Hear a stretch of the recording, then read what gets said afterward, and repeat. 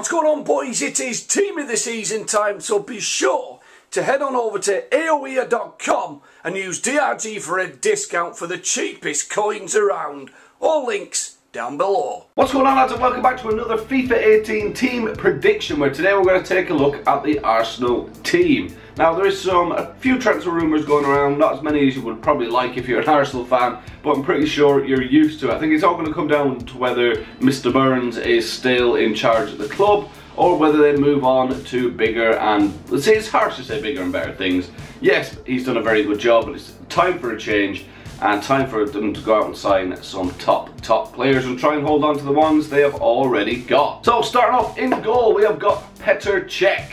Keepers are always the dead cert, because there's not many keepers out there available that are better than Petr Cech right now, so I can't see them really going out and signing anybody else. So as you can see, I've gone with the same formation as kind of Chelsea. You've seen them switch to the 5 at the back, or 3, and then the 2 wing backs late on in the season, and it really seemed to work for them. So starting off is a transfer rumour, which is Ben Gibson. Again, it's another strange one. I thought it was the same as the Adam Smith one for Chelsea, and I've not really heard a lot about it, but it was a transfer rumour floating around. And of course, the other defenders they've got are very good, but they do need a third. Is Ben Gibson good enough?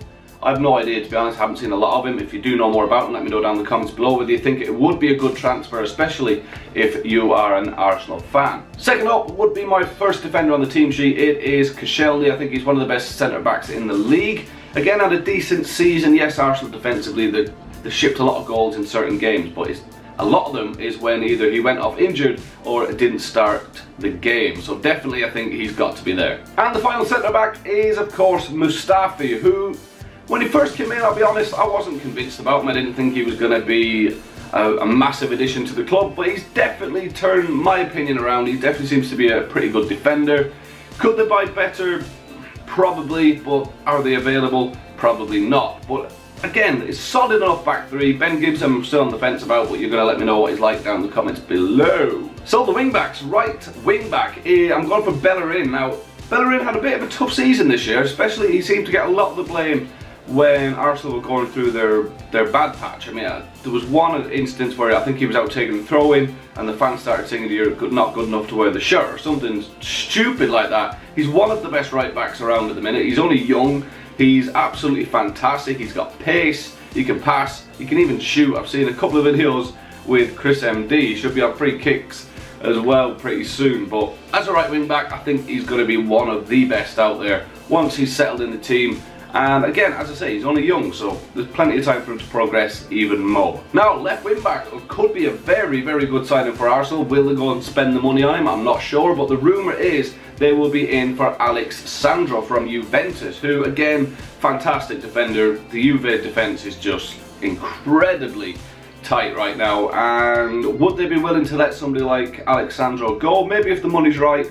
But again, it's only a rumour at the minute. What would you think if you're an Arsenal fan to go out and sign him? Do you think you really need somebody like that? You have got Monreal, but again, I would like to see somebody a bit... I see, the problem is, I always say Monreal isn't great, but every time I say it, Arsenal fans tell me he's one of the most consistent left backs in the league, which is... It's hard to argue, to be fair. I think he's just one of those players you either like him or you don't, and I just never have. Right, on to midfield. I'm going with Xhaka first. He's a liability when it comes to red cards. You pretty much guarantee he's going to pick up a couple a season.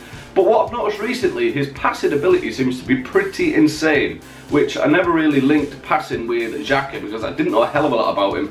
But even watching him throughout the season, it's only the end of the season where I've really seen his passing ability. So definitely a handy player to have in the team. And alongside him is a player I've been a big fan of for a long time, but even Arsenal fans have been telling me he's been this kind of player that never performs amazingly well for Arsenal, does it for his country a lot of the time, but I absolutely love Aaron Ramsey, and I think they'd be silly to let him go. I think he's good enough to be in that team, especially with Xhaka beside him. He have a bit more freedom, so I think Ramsey should be in that team. Now, the front 3 might surprise a few people, especially with a lot of rumours flying around at the minute, but the first one is Ozil. I don't see him leaving. I think he actually said recently he's not leaving. I know that happens a lot of the time, but again, he's really started to turn the screw a little bit, and he's knocked in a couple of goals recently. He's getting a lot of assists, and we all know how good Ozil is. Everybody knows it. He just hasn't done it enough for Arsenal this season, or since he's been there really. He seems to go missing in the big games, which frustrates Arsenal fans. But are we seeing the turn at the end of the season that he's really getting down to what he does best? Now alongside him, and this one might not please Arsenal fans, but I think it could be a bit of smart business if they do go out and get him, which Riyad Mahrez from Leicester.